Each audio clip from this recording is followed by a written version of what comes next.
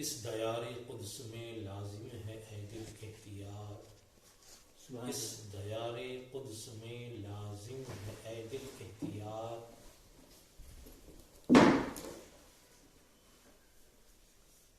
بے ادب ہے کر نہیں پاتے جو غافل احتیاط، جی میں آتا ہے لپٹ جاؤں مزار پاک سے، جی میں آتا ہے لپٹ جاؤں مزار پاک سے، کیا کروں ہے میرے ارمانوں کی قاتل کیا اور اضطراب عشق کا اظہار ہو بے حرف و صوت، بے حرف بے صوت، اضطراب عشق کا اظہار ہو بے حرف و صوت، اے غم دل احتیاط، اے وحشت دل احتیاط، اور نام پر توحید کے انکار تعظیم رسول، نام پر توحید کی انکار تعظیم رسول، کیا غضب ہے کفر کو کہتے ہیں جاہل احتیاط، کیا غضب ہے کفر کو کہتے ہیں جاہل احتیاط، اور صرف سدرا تک رسائی اور پھر عذر لطیف، صرف سدرا تک رسائی اور پھر عذر لطیف، عقل والو ہے ادائے عقل کامل احتیاط، عقل والو ہے ادائے عقل کامل احتیاط، اور حسن کی خود رفتگی بھی عشق سے کچھ کم نہیں، حسن کی خود رفتگی بھی عشق سے کچھ کم نہیں ہے، مگر اس حسن کے رخسار کا دل احتیاط ہے، مگر اس حسن کے رخسار کا دل احتیاط، تو اس دیار قدس میں لازم ہے اے دل احتیاط، بے ادب ہے کر نہیں پاتے جو غافل احتیاط، آقا علیہ السلام کی بات ہے۔ لوگوں نے غلطی یہ کی کہ حضور کی ذات کو اور آپ کی شخصیت کو اور آپ کی ذات کے تعارف کو اعلان نبوت کے بعد کرنا مناسب سمجھا۔ آپ کی ذات کا مطالعہ 40 سال کے بعد کیا جائے، آپ سے معرفت، آپ سے فیضان کا سلسلہ، اس کا آغاز اعلان نبوت کے ساتھ۔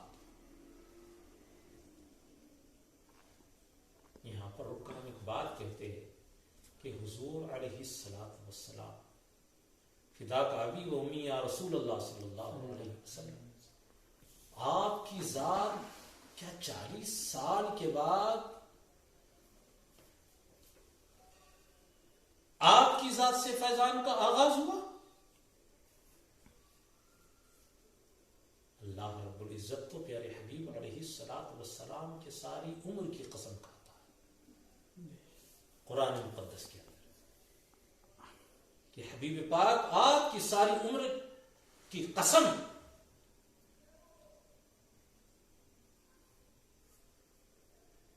تو اس سے پتہ ہی چلتا ہے کہ حضور پاک علیہ السلام کی ذات کا تعارف ہم 40 سال کے بعد سے نہ کرائیں۔ میں تو کہتا ہوں محبت ہی نہیں، حقیقت کا تقاضا یہ ہے کہ جب سے اللہ رب العزت نے آپ کو وجود حقیقی اور اصلی بخشا، تب سے آپ کی ذات کا ذکر ہونا چاہیے۔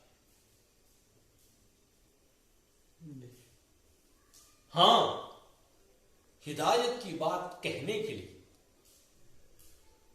آپ غیروں سے اعلان نبوت کے بعد سے آپ کی تعلیمات کا تعارف کرائے، ایک پہلو سے درست ہو سکتا ہے، لیکن ایک عاشق مصطفیٰ کو، ایک رسول کائنات کے امتی کو، ایک وہ شخص جو دائرہ اسلام میں داخل ہو چکا موجود ہے، اسے چاہیے کہ محبت کی نگاہ سے رسول پاک علیہ السلام کی ذات کو وہاں سے دیکھے جہاں سے چلی اور کس شان کے ساتھ چلی۔ اللہ رب العزت نے اس وقت آپ کو کیسا مقام عطا فرمایا اسے دیکھتے چلے. حضور خود ہی ارشاد فرماتے ہیں، جیسے کہ میں نے اس سے پہلے عرض کیا تھا کہ سب سے پہلے آپ کے نور کو تخلیق کیا گیا اور اس کے بعد ساری کائنات کو آپ کے نور سے وجود ملا. اسی لیے آپ کی ذات کو باعث تخلیق کائنات کہا جاتا ہے. حضرت آدم کی روح جسم میں قرار نہ پاتی تھی، نور محمدی صلی اللہ علیہ وسلم جب آپ کی پیشانی اقدس میں آیا تو ان کی روح کو جسم میں قرار مل گیا. پھر آپ کا نور پاک پشتوں میں منتقل ہوتا. حضور خود ہی ارشاد فرماتے ہیں کہ مجھے اللہ رب العزت نے پاک پشتوں میں منتقل کیا. یکی بعد دیگرے نبیوں کی پشتوں سے ہوتے ہوا تھے، اور جتنی بھی وہ پشتے جہاں نبی کونین صلی اللہ علیہ وسلم کو اللہ رب العزت نے امانتاً رکھا وہ سب کے سب پاکیزہ تھے، وہ سب کے سب مومن تھے.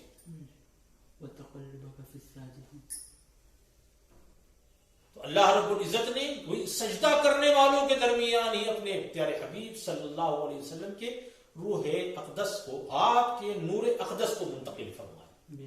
خود ارشاد فرماتے کہ پاک پشتوں سے ہوتا ہوا میں آیا. حضرت ابراہیم و حضرت اسماعیل سے ہوتا ہوا یہ نور چلا تو حضرت ہاشم، اس کے بعد حضرت عبد المطلب تک یہ آیا، یہ نور پاک آیا. سمجھے؟ اسی لیے یہی وجہ ہے کہ ہم حضرت نبی کونین صلی اللہ علیہ وسلم کے والدین گرامی ابوین کریمین کو ہم لوگ مومن مانتے ہیں، صورت جو بھی ہے اس کی. کچھ تو یہ ہے کہ مقام ہجون جو ہے وہاں پر جا کر کے نبی پاک علیہ الصلوۃ والسلام کی درخواست پر اللہ رب العزت نے ان کے والدین کو زندہ فرمایا، پھر کلمہ پڑھا انہوں نے، اور اس کے بعد ان کی روحوں کو واپس لوٹایا گیا. ایک روایت یہ بھی ہے، گرچہ کہ اسے ضعیف الاسناد کہا گیا، لیکن اس کے باوجود ہمارا ایمان یہ کہ اس سے پہلے زمانہ فطرت کے اندر جو ہے اللہ رب العزت نے انہیں رکھا. وہ بہت ہی کم عمری کے اندر دونوں کا وصال ہوا ہے، کوئی زیادہ عمر نہیں تھی حضرت عبداللہ کی اور سیدتنا آمینہ رضی اللہ تعالی عنہا کی زیادہ عمریں نہیں تھی. تو حضور صلی اللہ علیہ وسلم کو، اور یہ تو تقاضا محبت کا نہیں ہے، حضور کی پاکیزگی کا نہیں ہے. ارے حضور نے تو حضور کی آل کو ہر طرح کی تلبیس سے ہر طرح کی ناپاکی سے، چاہے ظاہری ہو یا باطنی ہو، اللہ رب العزت نے انہیں پاک کر رکھا. کس کے صدقے؟ حضور کے صدقے. تو حضور کو کتنا پاکیزہ رکھا ہو. کیا عقل و ذہن یا ایمان اس بات کو قبول کرتا ہے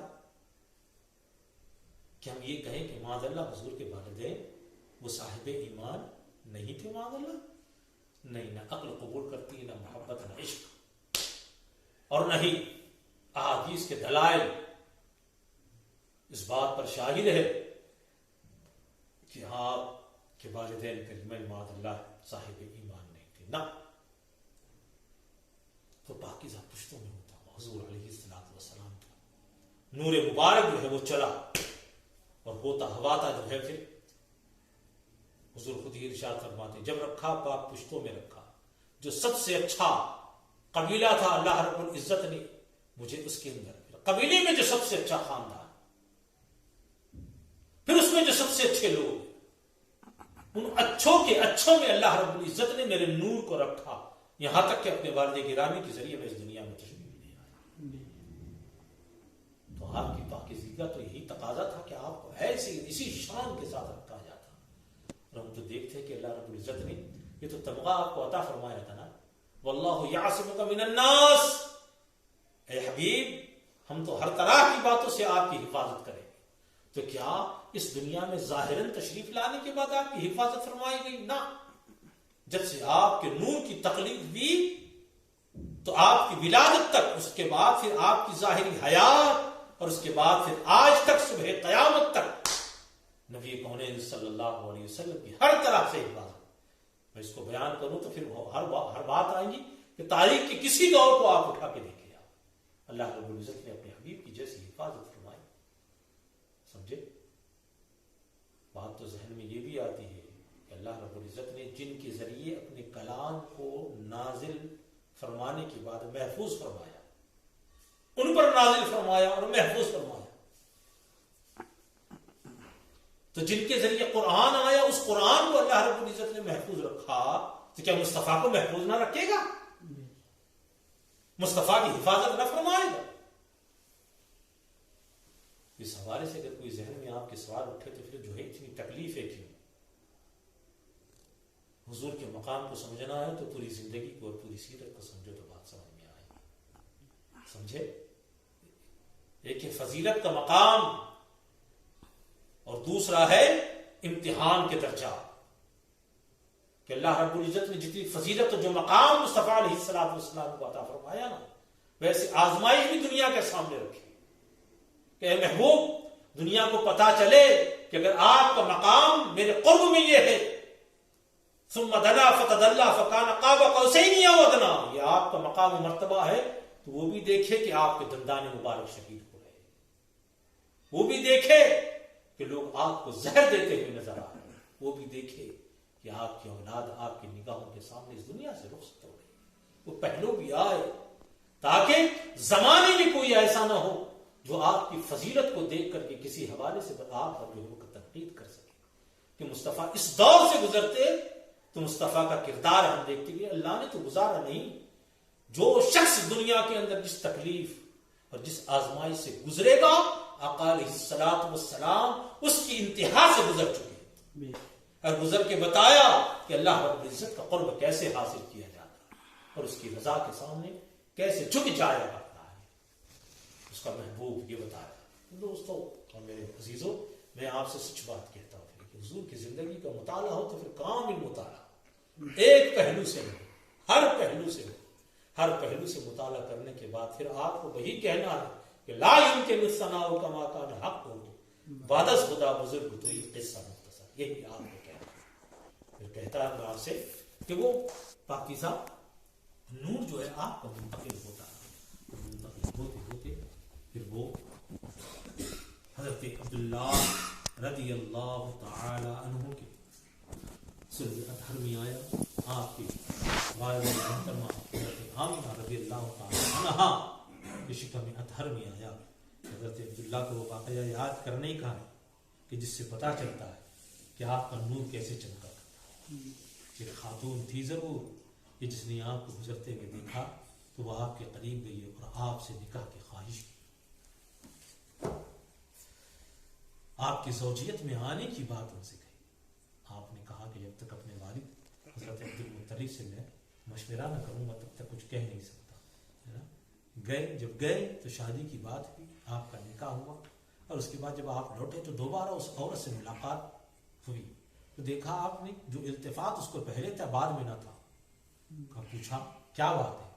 تو وہ عورت کہنے لگی کہ تمہارے نکاح سے پہلے میں نے جب پہلی ملاقات تم سے ہوئی تھی تو تمہارے پیشانی کے اندر ایک نور میں نے دیکھا تھا، میں اس نور کی تلاش میں تمہارے قریب ہونا چاہتی تھی. آج میں دیکھتی ہوں کہ وہ پیشانی سے تمہارا وہ نور غائب ہو گیا ہے، یقیناً وہ کسی اور کا حصہ بن گیا. تو کہنا مقصود یہ ہے کہ آپ کے نور کی جھلک اور چمک تو پہلے بھی لوگوں نے دیکھی تھی الحمدللہ. اور اس کے بعد پھر جو ہے حضرت آمنہ کے شکم اطہر میں آیا تو آپ کا حال یہ تھا کہ آپ خود ہی بیان فرماتی ہے کہ جیسے اور خواتین ان ایام کے اندر تکالیف کا شکار ہوا کرتی تھی، الحمدللہ میں ایسے کسی تکلیف کا شکار کبھی نہ ہوئی، بلکہ میں ایسے ایسے مناظر دیکھتی کہ ان مناظر کو دیکھ کر میں حیرت میں پڑ جایا تھا. کبھی فرشتوں کا نزول ہو رہا ہے، کبھی نور کی چمک ہے، کبھی نور کی چمک ہے تو کبھی نور کا حالہ ہے جو مجھ سے لے کر آسمان تک بلند ہوتا ہوا نظر آتا. کبھی مجھے غیب سے آوازیں آیا کرتی تھی، ہاتف سے آواز آتی تھی، کبھی مبارکبادیاں دی جاتی تھی. سبحان اللہ سبحان اللہ. لوگ پتہ نہیں حضور کی ان باتوں کو بیان کیوں نہیں کرتے. ان باتوں کے بیان کرنے سے کیا لگتا ہے آپ کہ حضور سے محبت کم ہو جائے گی؟ بخدا محبت بڑھ جائے گی، ہے نا. جو کرتے اور سنتے نہیں ہے نا، انہی کے اندر ہم محبت کو وہ پیمانہ نہیں پاتے جو یہ کرنے اور سننے والوں کے اندر پاتے ہیں. تو یقیناً یہ وہ بیان ہے کہ جس کو کیا جانا چاہیے، ہے نا. اور اس کے بعد جب آپ کی ولادت باسعد پیر کے دن 12 ربیع النور کو صبح صادق کے وقت کہ آقا علیہ الصلوۃ والسلام ہے ایسے وقت میں کہ اس سے پیارا کوئی وقت نہیں ہوتا، اس سے پیارا کوئی وقت نہیں ہوتا. اللہ رب العزت کے کچھ فرشتے آتے ہوتے ہیں، کچھ جاتے ہوتے ہیں، ہے نا. دن نکلنے کو ہوتا ہے، رات گزرنے کو ہوتی ہے. اس وقت آپ اس دنیا کے اندر تشریف لائے. جب تشریف لائے تو آپ کا سارا مکان بقعہ نور بن گیا تھا، اور اجالا نور کا ایسے پھوٹا کہ حضرت آمنہ رضی اللہ تعالی عنہا نے قیصر و کسریٰ کے محلات تک دیکھ لی، محلات تک دیکھ لی. ایسے کہ جو آپ کے قریب تھے ان لوگوں نے جب آپ دیکھا تو بیان کرتے ہیں کہ سارا گھر جو تھا وہ بقعہ نور بنا ہوا تھا. خوشبو ایسی تھی کہ پھیلی ہوئی تھی. سارا گھر، سارا علاقہ، جی اور ایمان تو یہی کہتا ہے کہ علاقہ نہیں، سارا جہاں حضور کی آمد سے معطر ہو چکا تھا. ایسے ماحول میں نبی کونین صلی اللہ علیہ وسلم اس دنیا کے اندر تشریف لے آئے. اور آپ سب کو معلوم ہونا چاہیے کہ بچے کی پیدائش کے وقت جو آلائش ہوتی ہے حضور کی ذات اقدس اس سے بھی پاک اور پاکی ذاتی ہے. الحمدللہ فرشتوں میں جو ہے مخملی ہرے رنگ کے مخملی کپڑے کے اندر آپ کو لپٹا ہوا تھا. پھر جو ہے بڑے معاملات اس وقت بھی ہوئے. تو وہ عرض یہ کرنا ہے کہ حضور پاک علیہ الصلوۃ والسلام کی آمد ایک شان کے ساتھ، نہ آپ سے پہلے نہ آپ کے بعد کوئی شان کے ساتھ پیدا ہوا، نہ آپ سے پہلے نہ آپ کے بعد کوئی اس شان کے ساتھ پیدا ہوا، نہ کوئی پیدا ہو سکتا تھا. کہ یہ حبیب کا ہی مقام تھا کہ اللہ رب العزت نے اس شان کے ساتھ حبیب مکرم صلی اللہ علیہ وسلم کو اس دنیا کے اندر بھیجا. علماء بیان فرماتے ہیں کہ جس وقت آپ کی پیدائش ہوئی اس دن کچھ تو بیان کرتے ہیں کہ ساری دنیا میں، کچھ بیان کرتے ہیں کہ سارے عرب میں جتنے بچے پیدا ہوئے آپ کے صدقہ و طوفیل سب لڑکے پیدا ہوئے، ہے نا. آپ کی آمد تھی کہ کعبے کے اوپر جھنڈا لگایا گیا، فرشتوں نے لگایا عرش پر اور فرش میں کعبے پر لگایا، وہاں بیت معمور پر، یہاں پر کعبے پر آپ کی آمد کا کی خوشی میں فرشتوں نے جھنڈے وہاں پر لگائے. حضرت جبریل امین نے لگایا کہ مصطفیٰ کی آمد، مصطفیٰ کی آمد بخدا شیطان زندگی میں اتنا نہ رویا تھا جتنا حضور کی ولادت پر ملا. کہ آج میری ساری کی ساری محنت رائے گا، جو کچھ کرتا رہا ہے، جو کچھ آئندہ کروں گا، یہ مصطفیٰ کی آمد نے سب پر پانی پھیر دیا ہے. میری وہ ساری آگ جو کفر و شرک کی میں نے لگائی تھی، بندگان خدا کو خدا سے دور کرنے کی جو آگے لگائی تھی، جو میں نے باطل پھیلایا تھا، اور جو شرارتیں میں نے کی ہے، اس کو آج قدغن لگنے والا ہے، اس کی بیخ کنی ہونے والی ہے، اس کی جڑیں کٹنے والی ہے کہ آج مصطفیٰ کی آمد ہے. مصطفیٰ علیہ الصلوۃ والسلام تبرک ہوئے. اس لیے ہم کہتے ہیں کہ سوائے شیطان کے ہر کوئی آقا علیہ الصلوۃ والسلام کی ولادت کی خوشی منایا کرتا ہے. کہ وہ خوشی جسے فرشتوں نے منایا، وہ خوشی جسے زمین و آسمان نے منایا، وہ خوشی جسے چاند و سورج نے منایا، وہ خوشی کہ جسے دنیا کے ذرے ذرے پتے نے منایا، ہم نہ منائیں، ہم محروم رہ جائیں. ہم تو کہتے ہیں کہ دنیا میں ہر ایک چیز سے زیادہ اگر آقا علیہ الصلوۃ والسلام کی ولادت کی خوشی کوئی منانے کا حق رکھتا ہے تو وہ امت محمدیہ رکھتی ہے، عاشقان مصطفیٰ رکھتے ہیں. اور اللہ کے رسول صلی اللہ علیہ وسلم کے پیار کرنے والے اور آپ سے محبت رکھنے والے حق رکھتے ہیں کہ آپ کی ولادت کی خوشی منائے، اور اس کے اندر اس میں جو ہے وہ بساط کا اظہار کرے، مسرتوں کا اظہار کرے، اور خوب شادمانی منائے. تو اللہ رب العزت نے وہ توفیق ہمیں بخشی ہے کہ الحمدللہ تعالیٰ اس موقع کو غنیمت جانتے ہیں کہ وقت قبولیت کا وقت ہوتا ہے، وہ اللہ کی رحمت کا نزول اس وقت جو ہے وہ جماجم ہوا کرتا ہے کہ آقا علیہ الصلوۃ والسلام کو تمام اوصاف کے ساتھ اللہ رب العزت نے بھیجا، اور بھیج کر کے فرمایا وما ارسلناک الا رحمۃ للعالمین، وما ارسلناک الا رحمۃ للعالمین. یہ رحمت کہ 40 سال بعد بنے گا، بخدا میرے مصطفیٰ کا جب سے وجود ہے تب سے وہ رحمت والا وجود. کیسا وجود ہے؟ رحمت والا وجود ہے. الحمدللہ تعالی. تو وہ رحمت للعالمین کی جب آمد تو رحمت کا نزول نہ ہوگا. ارے رحمت جو سراپا رحمت ہو، اس کی ہر چیز رحمت، یہاں تک کہ جو ان کے غلام ہوئے اللہ رب العزت نے ان کی ذات کو رحمتوں کا منبع بنایا، رحمتوں کا اور برکتوں کا منبع بنایا۔ اللہ رب العزت ان صحابوں کی برکتیں ہم سب کو نصیب فرمائے، تبارک و تعالیٰ حضور کا میلاد منانے کا شرف اور اس کی توفیق ہمیں عطا فرمائے۔ اے مولا تیرے پیارے حبیب صلی اللہ علیہ وسلم کی محبتوں میں اضافہ فرما دے، آقا علیہ الصلوۃ والسلام سے سچی محبت نصیب فرما۔ میرے مولا حضور کی نسبتوں کے حوالے سے کہنا سننا آگے زندگی میں بڑھنا نصیب فرما۔ میرے مالک حضور ہی کے حوالے سے مولا زندگی آسان فرما، ایمان تو نے جو عطا فرمایا اس میں اضافہ فرما، استحکام نصیب فرما، عمل کی توفیق عطا فرما۔ مولا تیری معرفت مصطفیٰ کے صدقے عطا فرما کہ وہ معرفت جو مصطفیٰ کے ساتھ ہے، مصطفیٰ کی معرفت سے جو تیری معرفت ہے مولا تو اسی کو قبول فرماتا ہے مولا، وہی معرفت تیری اپنی عطا فرما جو لا الہ الا اللہ کا نور جو محمد الرسول اللہ سے ملتا ہے رب تبارک و تعالیٰ، وہ نور توحید، نور وحدانیت اور نور یکتائی تیرا رب تبارک و تعالیٰ، تیری معرفت کا ہم سب کو نصیب فرما۔ دنیا کے سارے مسائل حل فرما مولا، ایمان کا استحکام، ایمان کی توانائی عطا فرما مولا، ایمان کا امن عطا فرما، ایمان کا نور عطا فرما، ایمان کی صداقتیں اور ایمان کی سچائیاں ہمارے سینوں میں اتار میرے مالک۔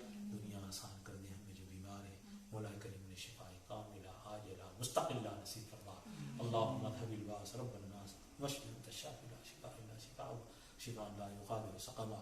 رزق کی فراوانی فرما مولا، رب تبارک و تعالی ہمارے سارے مسائل تیرے دربار میں ہمارے مالک، تجھ سے نہ کوئی چھپا ہے نہ چھپ سکتا ہے مولا، سب کچھ تجھ پر آیا ہے مولا، ہماری مشکلات کو ہم سے پہلے تو جانتا ہے، ہم سے بہتر تو جانتا ہے۔ مصطفیٰ پیارے کی صدقے ساری مشکلات کو دور فرما مولا، سب کو صحت و تندرستی عطا فرما، میرے بچوں کو اچھی اولاد نصیب فرما میرے مالک، سب کو اچھی اولاد نصیب فرما، جن کی اولاد ہے ان کی اولاد کو بہتر بنا، ہم مصطفیٰ کا غلام بنا مولا، ہماری نسلوں کو مصطفیٰ کی غلامی کا شرف عطا فرما مولا، ہماری نسلوں کو رب تبارک و تعالی مصطفیٰ کی غلامی کا شرف دے، سچا غلام بنا میرے مالک، سچا غلام بنا۔ ہم سب کے ماں باپ کی مغفرت فرما، جو زندہ ہے ان کی عمروں کو دراز فرما، ساری تکلیفیں دور فرما مولا، تجھے فضل کرتے ہیں الاقتبار نہ تجھ سے مایوس امیدوار، یا رب بالمصطفیٰ بلغ مقاصدنا واغفر لنا ما مضى يا واسع الكرم، ان الله وملائكته يصلون على النبي يا ايها الذين امنوا صلوا عليه وسلموا تسليما، اللهم صل وسلم۔ حسبنا الله حسبنا الله حسبنا الله ونعم الوكيل، نعم